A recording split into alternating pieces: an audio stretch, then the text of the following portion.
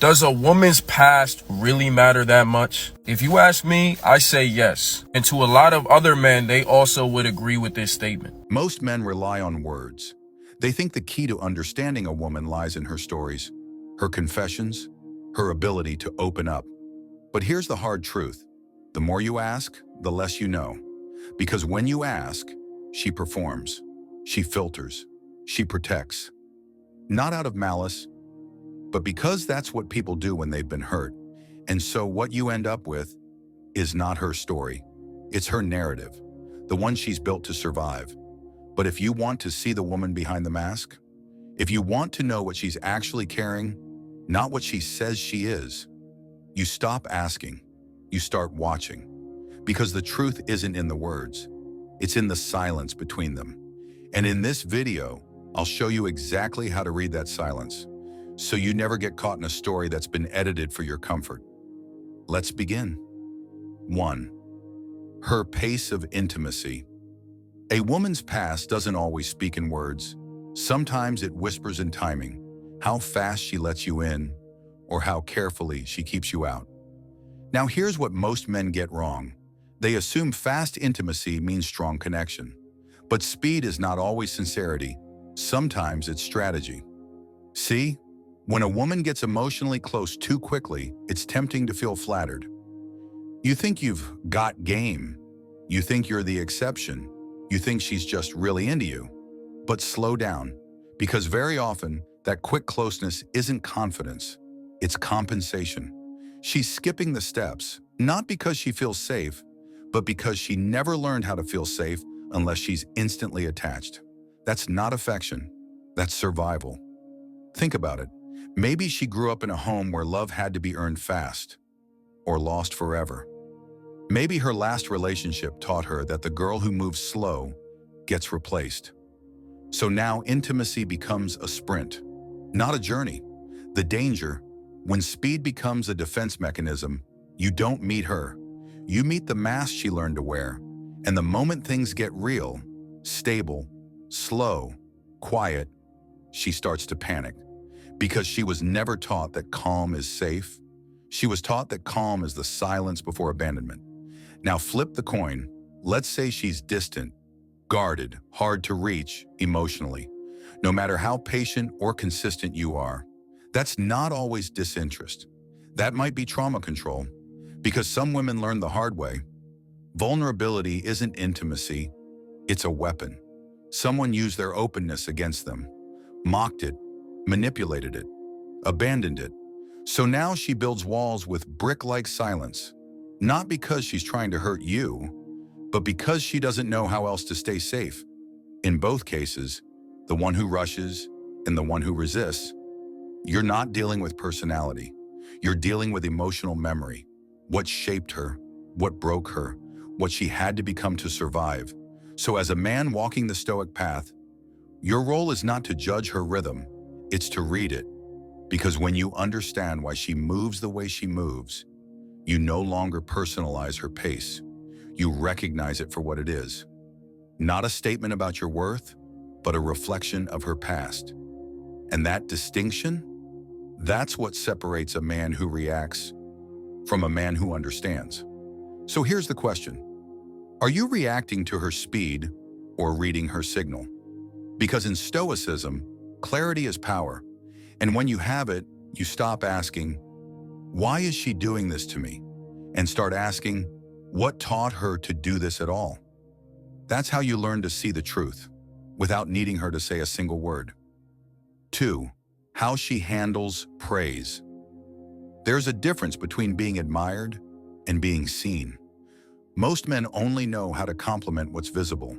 The body, the hair, the dress. Because that's easy. It requires no insight, no understanding, just eyesight. But a Stoic man, he sees past the packaging, and that's where the truth reveals itself. Next time you're with a woman, don't just tell her she's beautiful. Tell her she's thoughtful. Tell her she held space for someone when she didn't have to. Tell her you noticed how she calmed the tension in the room without saying a word. And then, watch. Not what she says, but what she does in that pause afterward. Does she deflect? Make a joke? Change the subject? Does she say thanks with a nervous laugh, like the words didn't land? Or does she go quiet, not from pride, but from impact?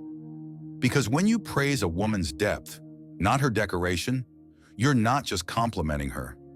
You're walking into a room most men never enter.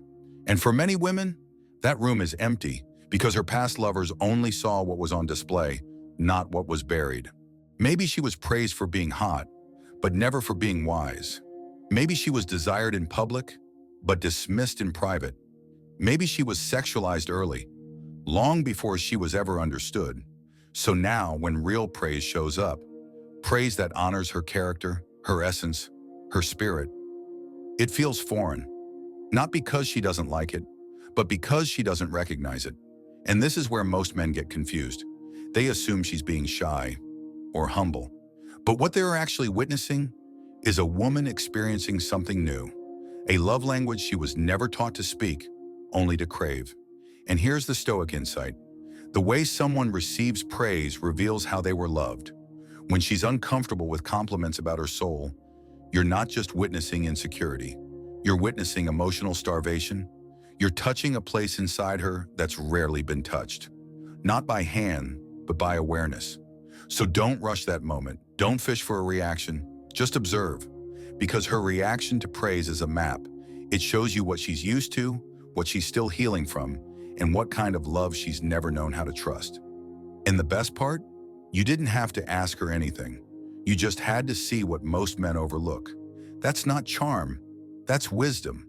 And in a world obsessed with attention, a man who can offer understanding becomes unforgettable. 3. Conflict style. What she does when things go wrong. It's easy to admire someone when life is smooth. But if you want to truly understand a woman's emotional past, watch her when things don't go as planned. I'm not talking about dramatic arguments or explosive fights. I'm talking about the small things. A forgotten date, a misunderstood text, a moment where she feels dismissed, disappointed, or unseen. Because in those tiny disruptions, her history shows up. Her nervous system remembers things you didn't cause. Maybe she withdraws completely, goes quiet, disappears, acts like nothing happened. That's not indifference. That's emotional shutdown. She learned somewhere along the way that expressing hurt gets her punished, or worse, ignored. So now when tension arises, silence becomes her shield. Or maybe she does the opposite. She explodes, overreacts, blames you for things you never did. She spirals into accusations and worst-case scenarios. That's not drama for attention. That's a reflex. Because she's been betrayed before, so her body now treats every conflict like it's war, even if you came in peace. This is what most men misunderstand. They think a woman's reaction to conflict is about them, but often it's not. It's a reenactment of her past, a pattern she never got the tools to break. In Stoic terms, she's not responding to the moment, she's responding to the memory buried inside it. This is where your awareness matters, because if you take her behavior personally, you'll get dragged into a fight that was never yours to begin with. You'll either become the villain in her old story, or the savior trying to fix her emotional mess. Both will destroy your peace. So what's the solution? Observation, discernment, boundaries. See the pattern, but don't participate in the performance. Recognize the trigger, but don't try to heal the wound. A woman's reaction to conflict tells you everything about the emotional environment she was raised in and the relationships she survived. And here's the test. If you say, hey, something felt off earlier, does she open up? Or does she deflect, deny, and avoid? If you calmly express a concern, does she escalate or try to understand? That's not about communication style. That's about emotional maturity. Because anyone can be charming when they're comfortable. But her ability to stay grounded in discomfort, that's the real measure. Not of who she is today, but of what she's carried through the years. And when you understand that, you stop trying to fix, chase, or prove. You simply see her for what she is. Either a woman ready to grow with you, or one still at war with a past you didn't write. 4. Her relationship timeline, without asking directly. Here's something the average man doesn't realize. If you want to know her relationship history, don't ask. Because when you ask directly, when was your last relationship? What happened between you two? Why did it end? You'll get a curated story, polished, edited, safe, and not because she's lying, but because people don't give you the truth when they feel like they're being interviewed. They give you what protects their image. But here's what most men miss. She's already telling you her history, in the way she phrases things, in the casual mentions, in the words that slip through when she's not trying to impress you. She'll say things like, "Oh, we used to come here all the time. Yeah, that was during my rebuilding season. I stopped trusting people around that time." Now pause. She didn't give you a name. She didn't give you a date, but she gave you something far more useful. Context. See, the most revealing timelines aren't labeled with months or years. They're marked by emotional fingerprints. A woman might never say, "I was with a narcissist for 3 years," but she'll flinch at control. She'll shut down when she feels unheard. She'll over-explain herself when you're silent. All of that? That's her relationship history, spoken in behavior, not in bullet points. And here's the kicker. Even her silence tells you something. If she skips over certain years, if she refers to a period in her life as just chaotic or confusing, but never goes deeper, that's a red flag in disguise. Not because she owes you the story, but because she might still be carrying it. So how do you read her timeline? You don't interrogate. You observe the emotional weight behind her words. You notice how she reacts when a certain song comes on, or when someone mentions engagement, or when she hears about betrayal, and her body tenses up just slightly. These aren't coincidences. They're echoes. Echoes of love gained, love lost, trust broken, promises kept, or abandoned. You just have to be the kind of man who's listening beneath the surface. Because here's what Stoic men understand. If a woman hasn't made peace with her past, you're not entering a blank slate. You're stepping into a continuation. And how you handle that, how well you read what's unspoken, determines whether you become part of her healing or get caught in her unresolved storm. So don't rush the questions. Just let her speak. She will, not with answers, but with energy. All you have to do is pay attention and know the difference between "that was a few years ago" and "that was something I still haven't let go of." That's the power of presence. And the men who master that, they never have to ask because they already know. 5. Her views on men in general. You want to know what she really thinks about love? Don't ask her how she feels about you. Ask nothing at all. Just listen to how she talks about men as a whole. Because her beliefs about men are never formed in theory. They're carved from experience. And whether she realizes it or not, she's showing you her emotional resume. Listen for the tone in her voice when she mentions her exes. Not the words, the tone. Is there bitterness, mockery, sarcasm dressed up as humor? Or is there neutrality, peace, maybe even accountability? That tells you everything. A woman who says, "all men are trash," men only care about one thing. They always leave when it gets hard, isn't being edgy or clever. She's telling you exactly what her past trained her to believe. And here's where most men get blindsided. They think they can love her out of it. They think, "I'll be the one to prove her wrong." But if she believes all men hurt women, then the moment you disappoint her, even slightly, she'll plug you into that belief system. Not because you're bad, but because she's bracing. She expects pain, so she scans for it, creates it, confirms it.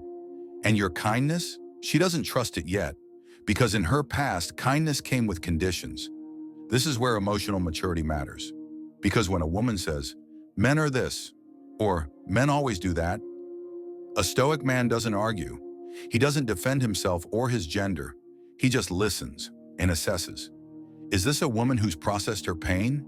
Or is she still carrying it and waiting for someone else to drop it? Because the truth is, you're not dating her opinions. You're dating the events that shape them. And if her view of men is rooted in trauma, betrayal, or chaos, you have two options. Either walk in eyes wide open, knowing that you'll be expected to carry the emotional weight left by ghosts that came before you, or step back and realize that being good to her won't rewrite the belief system she built to survive. That's not cynicism, that's wisdom, because a woman who sees men as enemies will eventually treat you like a threat, even when you're her peace. So here's your job. Don't get caught up in how she treats you when she's happy. Anyone can be sweet in the sun. Watch how she talks about men when you're not the subject. That's where the shadows live. And the man who knows how to observe those shadows without running, reacting, or rescuing, that's the man who's mastered himself. 6. How she talks about her family. If you want to understand how a woman gives love, how she receives love, and how she expects love to feel, you don't start by asking about her exes. You start by listening to how she talks about her family. Because before romance ever shaped her, home did. The first emotional blueprint most people ever download is their household. So if you want to see her emotional operating system, don't dig, just observe. Pay attention to how she mentions her parents, especially her father. Yeah, he was there, I guess.